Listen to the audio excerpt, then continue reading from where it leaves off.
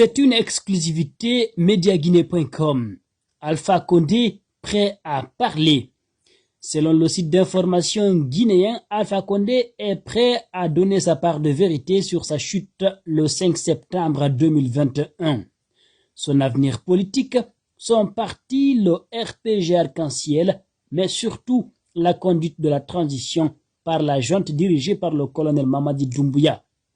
À en croire son entourage, une grande chaîne d'information, France 24 à l'occurrence, et un média local et média en ligne seront mis à contribution dans les jours à venir pour cette interview exclusive.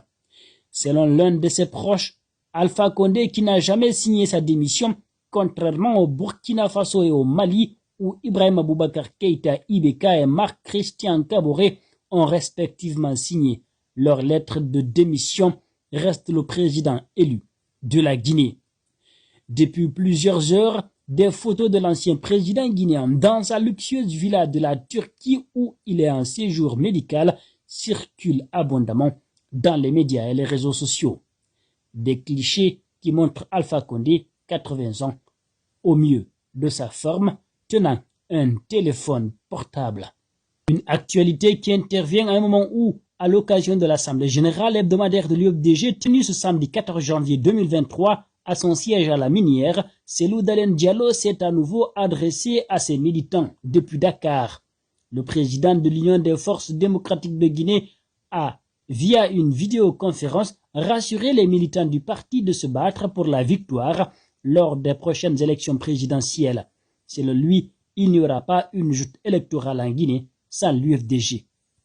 Aujourd'hui, le combat paraît difficile, mais croyez-moi, on va y arriver parce que nous nous battons pour la promotion de la démocratie, de la justice et de mettre fin à l'arbitraire, à la discrimination et à lutter efficacement contre la pauvreté.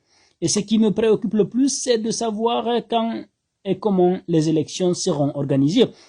Parce que, comme vous le savez, nous avons un nombre suffisant d'électeurs.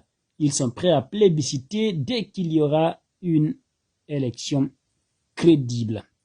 Je regrette le fait qu'il y ait des Guinéens encore qui ne veulent pas qu'il y ait élection dans le pays. Je vous rassure qu'il n'y aura pas une joute électorale en Guinée sans l'UFDG. C'est pourquoi je crois comme fermement que nous ne sommes pas loin du pouvoir. Ceux qui ne veulent pas qu'il y ait des élections dans ce pays, c'est au peuple de Guinée, à lui seul de choisir ses dirigeants.